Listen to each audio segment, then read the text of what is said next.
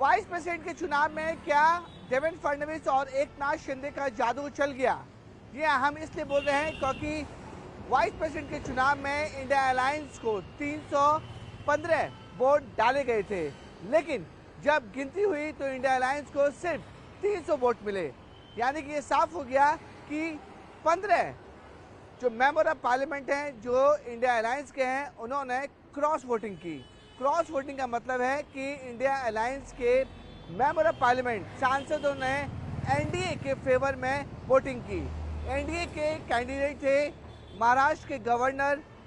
CP Radhakrishnan, जो vice president के candidate थे। यानी कि उस नंबर से साफ पता चल रहा है कि इंडिया अलायंस के 15 सांसदों ने अपने उम्मीदवार को वोटिंग ना करते हुए अगेंस्ट में वोटिंग की, यानी कि सीपी राधाकृष्णन को के फेवर में वोटिंग की। अब सवाल ये खड़ा होता है कि आखिरकार इंडिया अलायंस में वो कौन सी राजनीतिक पार्टी हैं और कौन सी राजनीतिक पार्टी के सांसद हैं जिन्होंने अपने उम्मीदवार को सपोर्ट ना करते हुए एनडीए के उम्मीदवार सीपी राधाकृष्णन को सपोर्ट किया। सूत्रों से एक बड़ी जानकारी और बड़ी खबर सामने आ रही है कि महाराष्ट्र के महाविकास अघाड़ी के 6 से 7 सांसदों ने इंडिया अलायंस के जो कैंडिडेट थे उनको ना सपोर्ट करते हुए क्रॉस वोटिंग की और उन्होंने एनडीए के उम्मीदवार जो वाइस प्रेसिडेंट के उम्मीदवार थे सीपी राधाकृष्णन, उनको सपोर्ट किया। अब ये सवाल खड़ा हो रहा है कि आखिरकार महाविकास अघाड़ी में 3 पार्टियां हैं, उद्धव गुट की शिवसेना, शरद पवार की एनसीपी और कांग्रेस। इन तीनों पार्टियों के आखिरकार वो कौन से सांसद हैं जिन्होंने अपनी पार्टी या अपने अलायंस का सपोर्ट ना करते हुए एनडीए को सपोर्ट किया?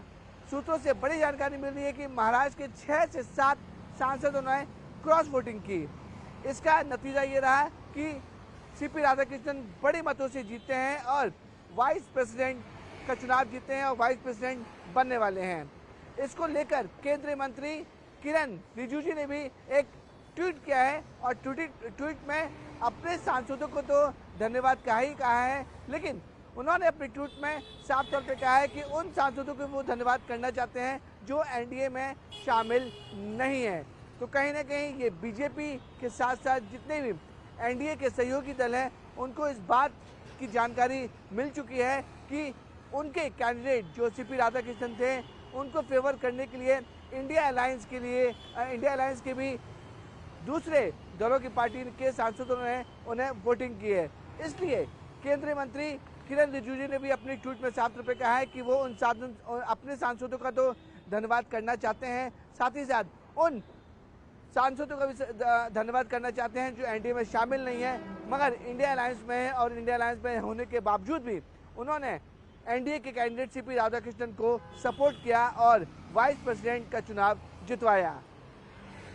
यही वजह है कि अब सबकी नजरें और सबका गणित शुरू हो गया कि आखिरकार 15 ऐसे कौन से सांसद थे जिन लोगों ने क्रॉस वोटिंग की। जानकारी मिल रही है कि 15 में से सबसे ज्यादा सांसद महाराष्ट्र के थे, महाविकास अघाड़ी के थे, जिन्होंने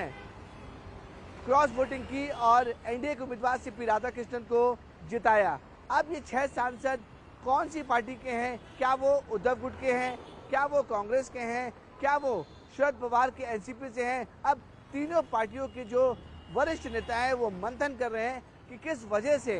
ये जो 6 से सांसद हैं उन्होंने क्रॉस वोटिंग की। क्योंकि देखिए, आपको बताना चाहेंगे कि वाइस प्रेसिडेंट जो चुनाव होता है उसमें जितने भी सांसद होते हैं, चाहे वो इंडिया अलायंस के हों या एनडीए के हों, सब एक साथ वोटिंग करते हैं और सबकी वोटिंग जो है वो गुप्त रखी जाती है, यानी कि गोपनीयता रखी जाती है कि किसी को पता नहीं चलता है कौन सा सांसद किसको वोट कर रहा है। इसलिए अब इसके बीच में इंडिया अलायंस की जितने भी वरिष्ठ नेता वो मंथन करेंगे, खासकर महाराष्ट्र के महाविकास अघाड़ी के नेता मंथन करेंगे कि आखिरकार कौन कौन से ऐसे सांसद हैं जिन लोगों ने